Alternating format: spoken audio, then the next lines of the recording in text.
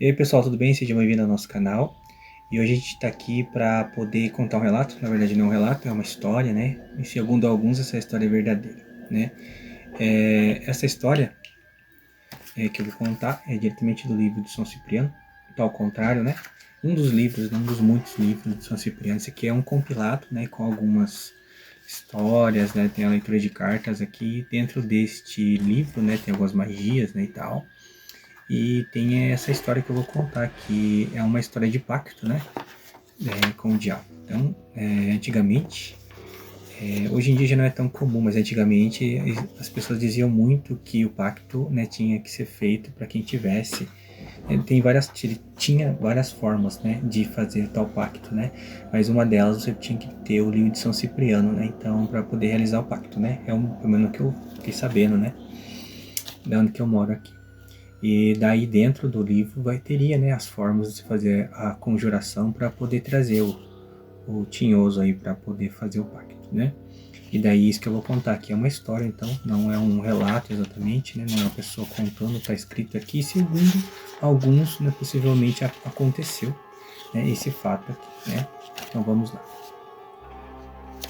Então se você gosta desse tipo de conteúdo, né, já deixa o like, se inscreve no canal, né? E vamos à história. O título é Os Prodígios do Diabo. Essa história foi narrada num livro intitulado As Crônicas Ocultas, publicado na França. Victor Siderol era um lavrador na aldeia de Corte, distante 5 léguas de Paris. Este homem era dotado de grande inteligência e, achando que as terras da aldeia não seriam dignas de serem lavradas por ele, deixava grande parte delas sem cultivo, resultando daí ter sempre pouca colheita. Seus vizinhos agricultores lhe chamavam de preguiçoso e calaceiro, coisa que dia após dia o aborrecia mais. Um dia, tomado de grande mal-estar enquanto trabalhava, ao encontrar uma sementeira, deixou o jugo atravessado em cima do timão do timão do arado e disse: Aqui te deixo para sempre, meu velho arado, que o diabo te leve, assim como os demais apetrechos de lavoura que tem em casa. Mal acabou de proferir estas palavras, Siderol ouviu ecoar pelo espaço palavras que pareciam sair do fundo da terra. Tira-lhe o jugo, que eu não quero nada com a cruz. O lavrador, tremendo de susto, colocou o jugo sobre o cachaço dos bois e fugiu para dentro da casa com os cabelos em pé, quase sem fala. No dia seguinte, logo ao romper do dia, levantou-se e, indo ao alpendre, percebeu que todas as ferramentas da lavoura haviam desaparecido. Correu até o local onde havia deixado o arado e viu que ele também havia sumido. Pouco tempo depois, vendeu a casa e as terras e foi para Paris, onde alugou um quarto para morar. Ao guardar o dinheiro que levava, encontrou por acaso, escondido entre duas travas, um pequeno livro de feitiçaria, do qual já havia ouvido falar muito na aldeia, mas que lhe era inteiramente desconhecido. Era o livro Engrimanços de São Cipriano. Capítulo 2. Neste livro, Siderol viu que podia pôr em relação estreita e amigas com o demônio. Ele achou que poderia pactuar com o demônio e fazer fortuna, uma vez que já considerava Lúcifer seu amigo, visto ter dado a ele seu arado e a coleção de ferramentas. Depois de estudar bem o livro, Siderol se dirigiu até uma senhora que criava galinhas e comprou uma galinha preta, própria para esconjurações diabólicas. Imagina, só porque ser galinha preta. E levou-a até uma encruzilhada em Neuilly, porque o demônio infesta as cruzes formando pelos 4 caminhos. Com galhos de uma árvore, riscou um círculo em torno de si, pôs a galinha neste centro e à meia-noite em ponto pronunciou 3 palavras que havia aprendido do livro. A galinha começou a estrebuchar e morreu, cantando harmoniosamente louvores a Deus. Logo em seguida, a terra tremeu, e depois desta convulsão, a lua, toda manchada de sangue, desceu rapidamente sobre a encruzilhada de Neuilly e retornou ao seu lugar. O demônio surgiu, como uma figura alta e corpulenta, com grandes chifres de carneiro, um enorme rabo, pés de bode, com o corpo todo coberto de pelos e uma capa vermelha com detalhes dourados. Ele sempre usa essa imagem quando aparece às pessoas pela primeira vez. Assim que o aldeão o viu, foi acometido por um calafrio extraordinário, pois nenhum homem, por mais corajoso que seja, conseguirá encarar o Rei das Trevas sem se abalar. Disse-lhe o demônio com sua voz metálica e aterradora: Que queres tu de mim? É isso que ele costuma perguntar aos humanos que o invocam. Sideral hesitou por muito tempo, pois desejava fazer um único pedido que o tornasse rico e poderoso. Como o aldeão não conseguia se decidir o que pedir, o demônio esperava com ar submisso e reverente, até que ele resolvesse finalmente dizer o que pretendia. Vitor Siderol, com sua privilegiada inteligência, imaginou que o melhor dom que poderia ter seria o dom de adivinhar o futuro, todas as vezes que quisesse, pois dessa forma levaria sempre grande vantagem sobre outras pessoas, e foi isso que ele pediu, com que o demônio concordou com muita boa vontade. Feito isso, o demônio tirou de sua bolsa um papel, onde estava registrado a doação da alma de Siderol.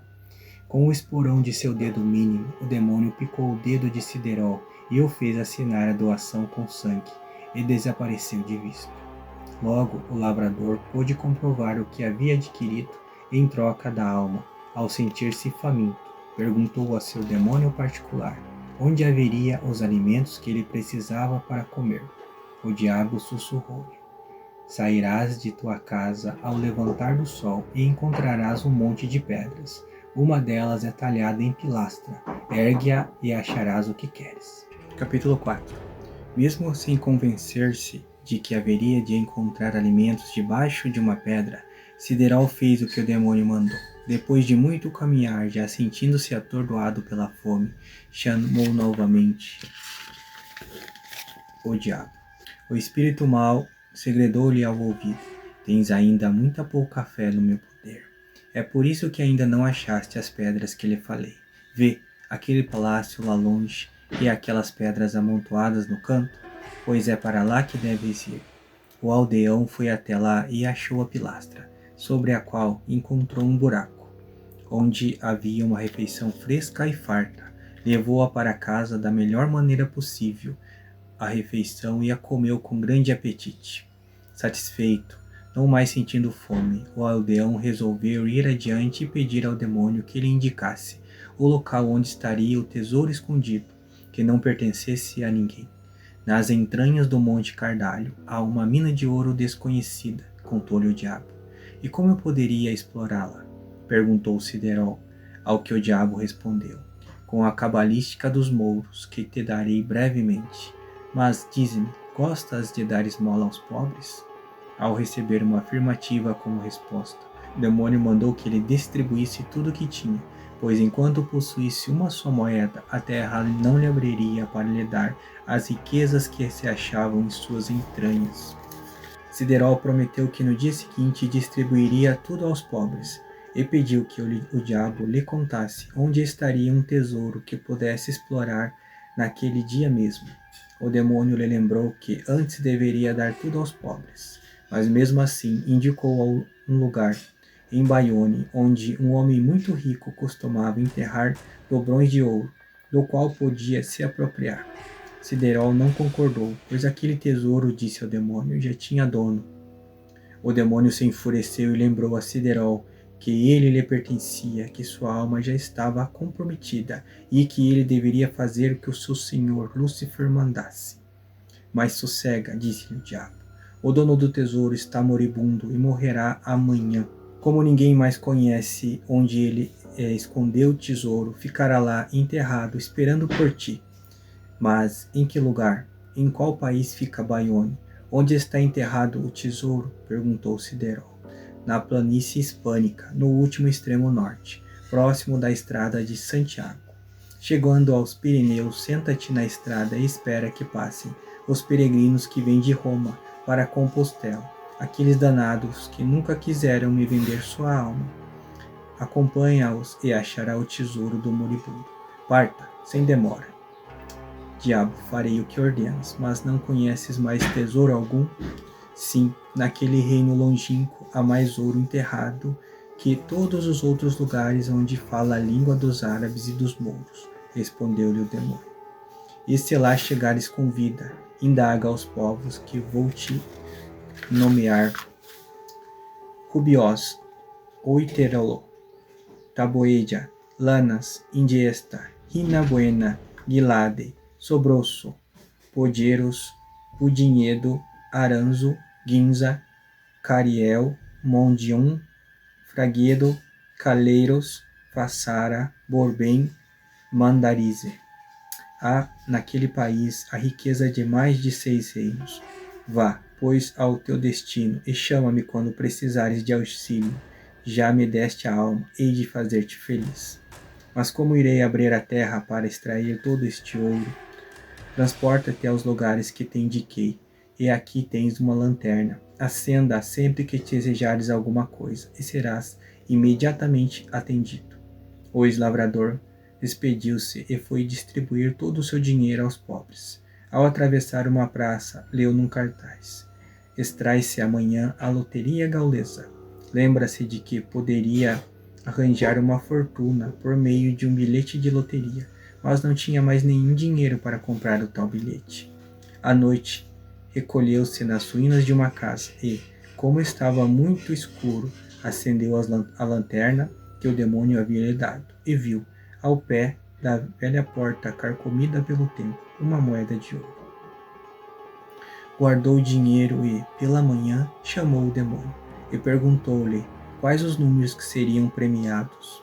Os 5 primeiros maiores serão os números 7, 2, 49, 5 e 861, disse-lhe o diabo. Capítulo 6. Capítulo 5, na verdade. Victor Siderol, com a moeda de ouro, comprou o bilhete de número 7. E, ao meio-dia, quando os prêmios foram extraídos, ele ganhou uma fortuna de 75 mil cunhos de ouro.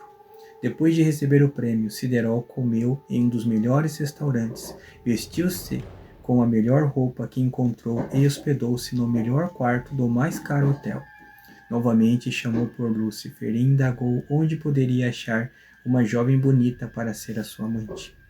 No teatro grego, onde se apresenta hoje uma peça de Ésquilo, disse-lhe o demônio. No teatro, entre tantas pessoas, a maior parte nobre, encontrou 2 mulheres, uma já idosa e a outra no esplendor da mocidade.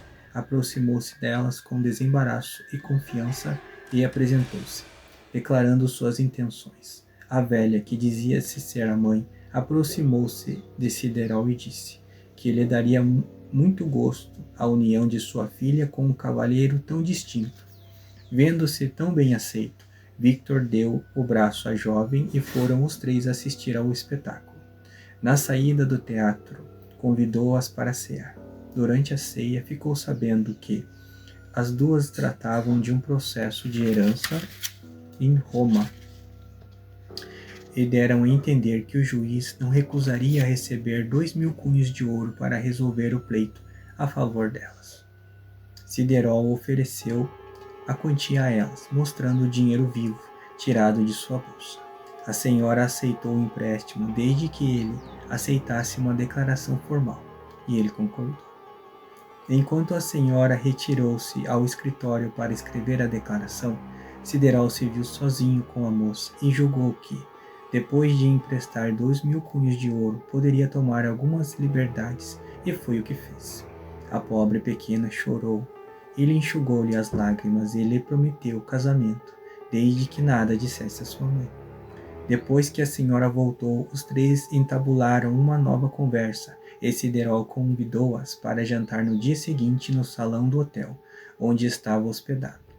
Ele tinha combinado com o tabelião para que estivesse já na hora do jantar, e foi comprar um cofre de joias para oferecer à noiva, e tão pródigo que, ao voltar para casa, somente lhe restaram uns 500 cunhos de ouro.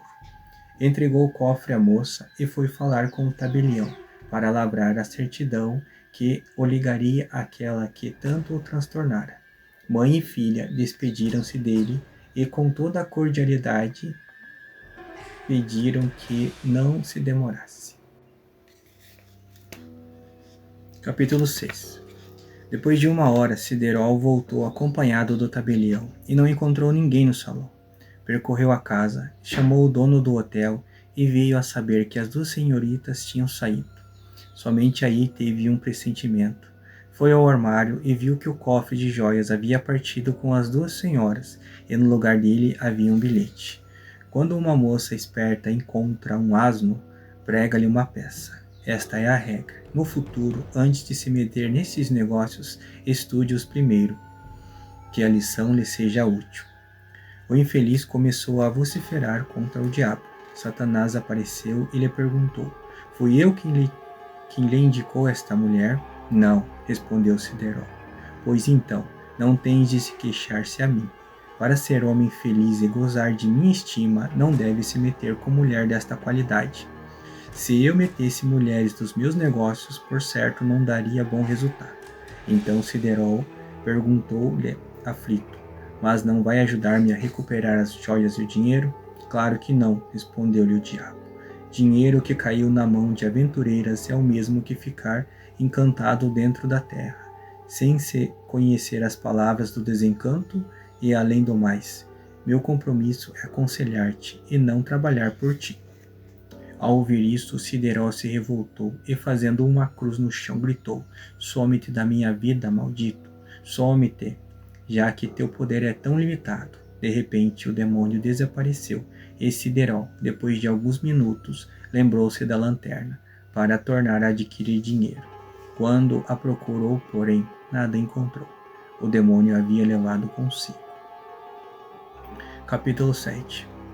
Vendo-se exaurido e com pouco dinheiro, Victor Siderol tratou de publicar o livro O Feiticeiro Gaulês, inspirado no livro de São Cipriano que havia estudado, porque um astrólogo previu que o livro venderia muitos exemplares por altas somas e se o recheasse de coisas diabólicas.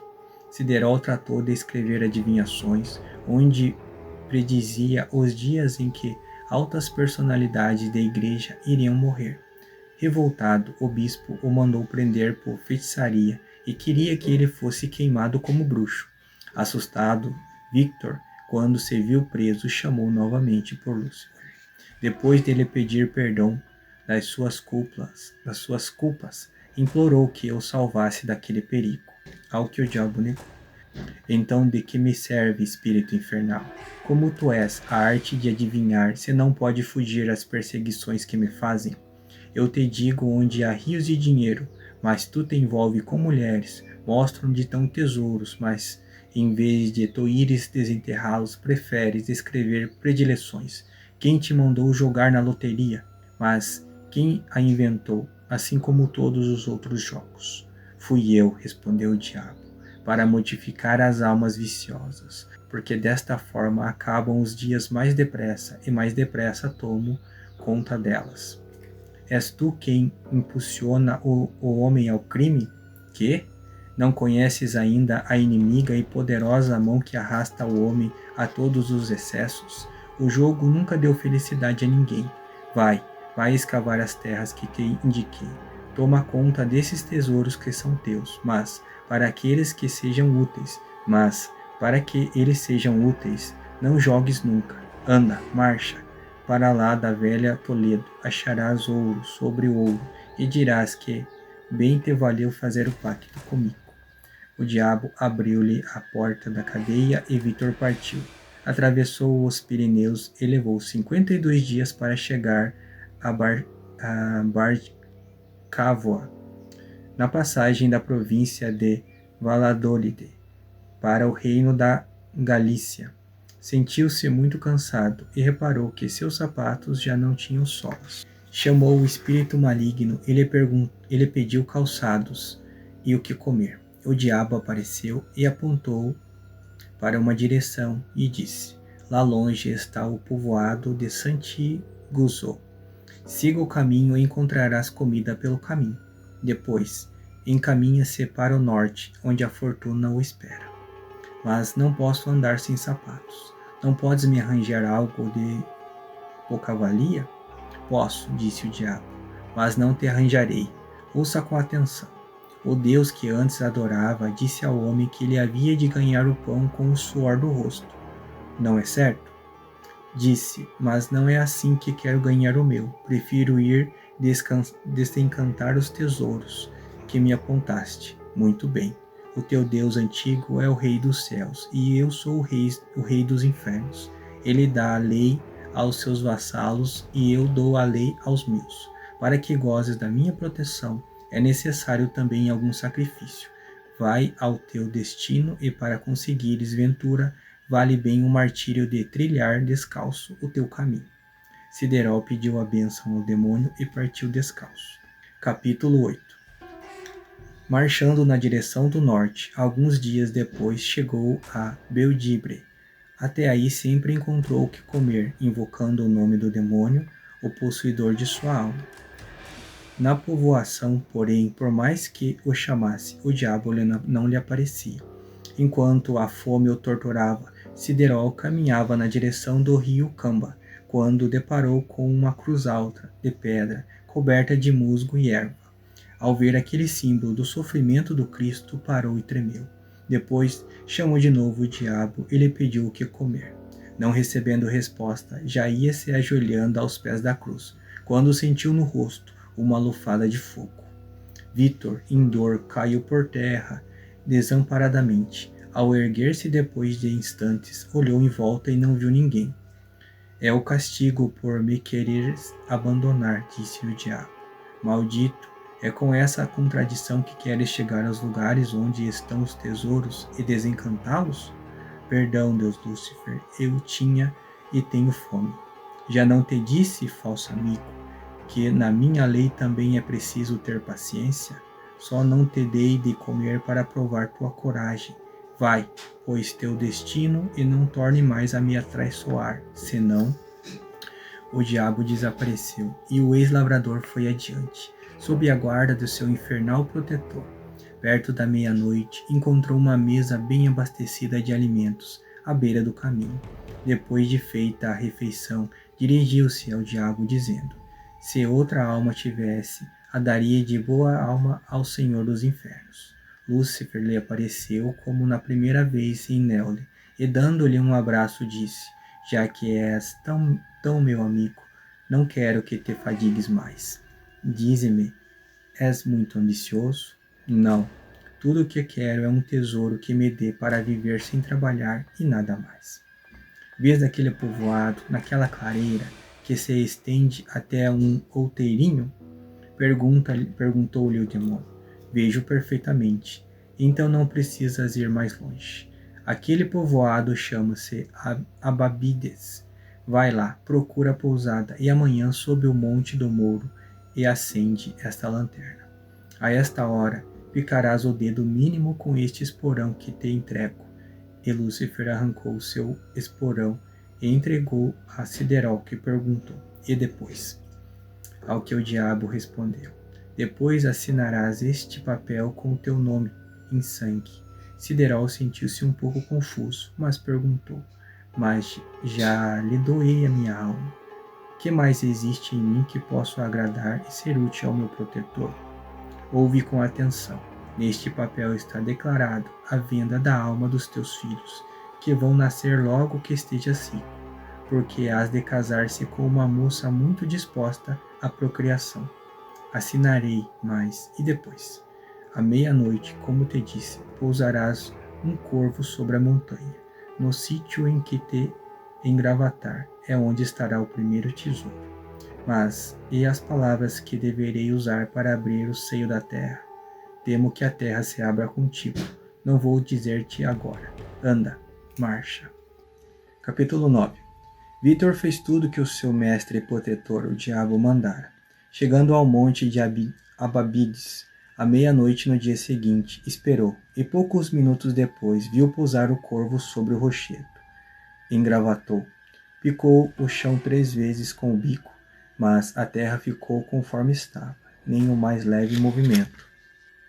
Sideró acendeu a lanterna e nada aconteceu. Desesperado, marchou em direção à ave que levantou voo e sumiu. Daí começou a vociferar contra o demônio e lhe exigir que lhe desse o dom de abrir a terra ou que lhe restituísse a alma. O demônio apareceu na forma do corvo e exigiu dele a promessa de assinar a doação da alma dos futuros filhos com o próprio sangue. E, ato contínuo, Siderol picou o próprio dedo mínimo e assinou a doação. O diabo, satisfeito, deixou Siderol, dizendo as seguintes palavras: toma todo o ouro que quiseres. E depois de voar longe, ecoaram as palavras: Aurea Hispania, Hisere, Galoicos Amano. Neste instante, a montanha tremeu e abriu uma enorme fenda e deixou Victor ver uma quantidade grande de moedas romanas de ouro. Entrou pela fenda e encheu o casaco com o dinheiro. Depois pegou uma caixa cheia de moedas e colocou-a sobre os seus ombros para sair. Quando viu que a fenda havia se fechado, vendo-se preso, novamente recorreu ao diabo, em nome de sua alma e da alma dos seus próprios filhos futuros, que já pertenciam a Lúcifer. A terra tremeu e Victor ouviu ecoar as palavras: Hispania, fegicitar in publicium lunua. A grande fenda tornou-se a abrir e Victor pôde sair com seu tesouro. Andou o resto da noite até chegar ao povoado de Damil, onde hospedou-se num albergue simples por 8 dias, conservando-se descalço e mal vestido para não despertar suspeitas sobre seu tesouro, para que não o roubassem. No fim dos 8 dias, descobriu uma casa aos arredores que estava à venda e a comprou, aceitando o conselho de Lúcifer, seu protetor. Da Espanha o recebeste, na Espanha o gozarás. O diabo falou do tesouro de Victor. Há nesta região mulheres bonitas e virtuosas, capazes de dar lição de moral às francesas, feito a moça que encontraste no teatro grego. Portanto, fica-te aqui, onde serás feliz. Pois ficarei, respondeu Victor. E pegando algumas das moedas de ouro, foi trocá-las em albaris.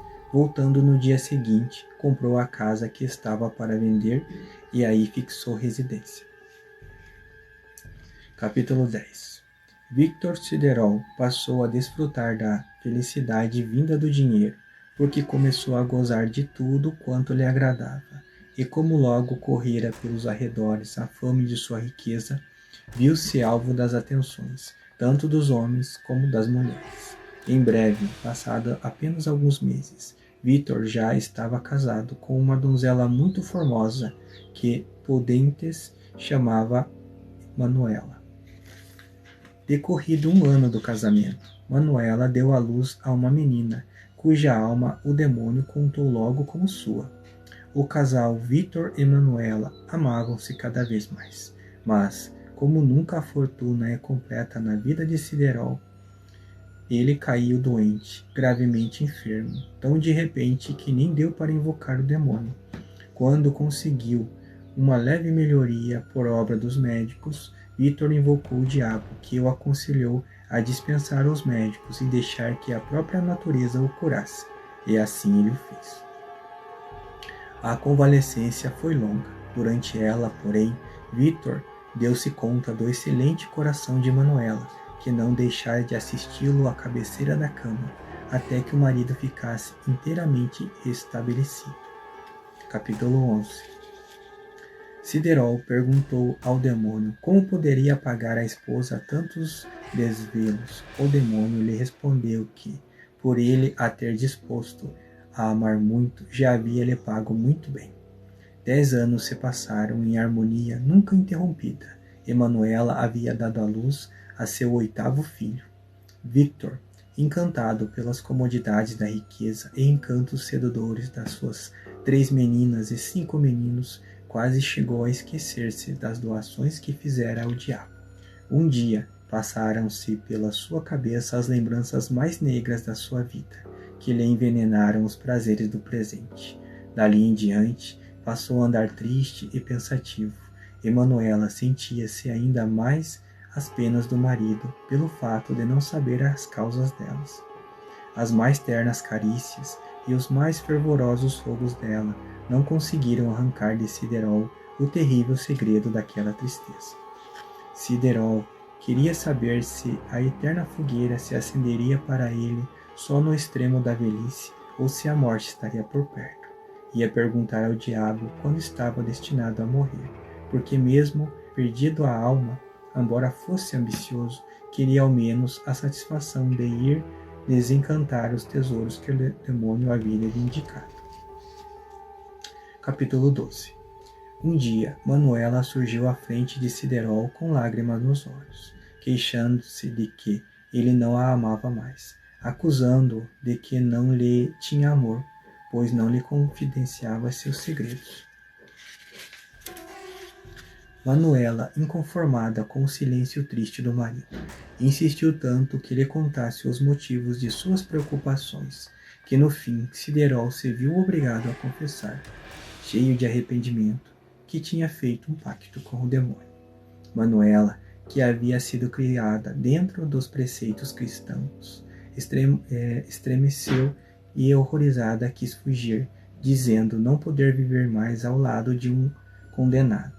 Ela achava que ele era um mal contagioso que poderia pegar com a coabitação e foi aconselhar-se com a mãe, a quem contou toda a verdade sobre o marido. A mãe, a princípio, não quis acreditar, pois achava impossível que tão bondoso homem tivesse parte com o demônio. Depois, convencida pelos rogos da filha, mandou que um empregado fosse chamar um curandeiro, que vivia em Cabelo, para que viesse até a casa de Vítor e lhe recitasse o Evangelho de São João e lhe fizesse as esconjurações que o libertassem do demônio.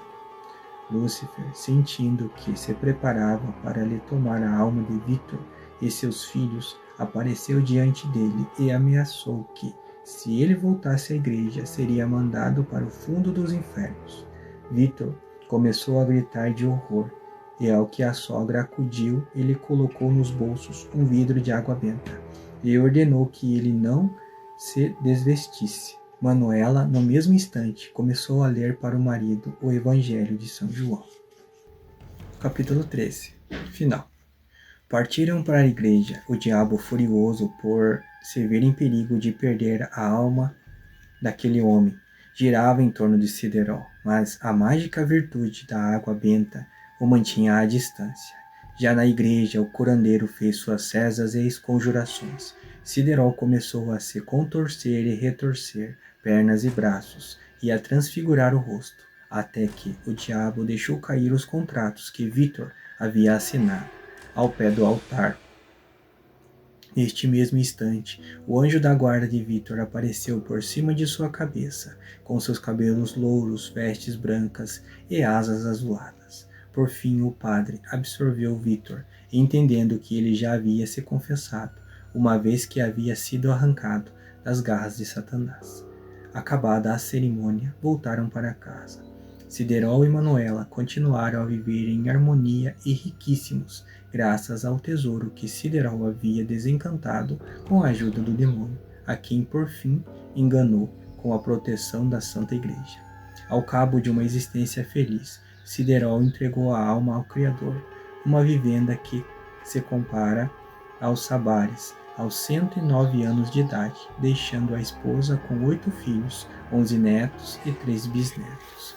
As pessoas da aldeia, sabendo o meio como Siderol se fizera rico e querendo imitá-lo, diziam às vezes a Manuela: "Ah, se eu pudesse adivinhar isso ou prever aquilo, como eu seria feliz." Manuela aconselhava a todos que, se fizessem pacto com o demônio, tivessem o máximo cuidado e se armassem de água benta logo depois de ter conseguido o que queriam de Lúcifer, e se entregassem à proteção da Santa Igreja. Aos que queriam saber por que Vítor não desencantou os outros tesouros que o diabo lhe apontara, Manuela dizia que o marido não precisava deles e que havia muita gente pobre que poderia desencantá-los, e que, se alguém tomasse conta desses tesouros, que Deus lhe perdoasse o pecado de firmar um pacto com o demônio. Manuela, não podendo resistir às saudades do marido, expirou 3 meses depois, no dia imediato àquele que completara 94 anos de vida. E aqui a gente encerra nessa história, né, de pacto com o diabo, né, diretamente de um dos livros, né, de São Cipriano. Então eu espero que vocês tenham gostado da história, bem comprida, né. Aí, então, deixa o like, se inscreve no canal, né, e dá uma olhada aí, ver se acha outros vídeos que possam vir a agradar. Até mais e valeu!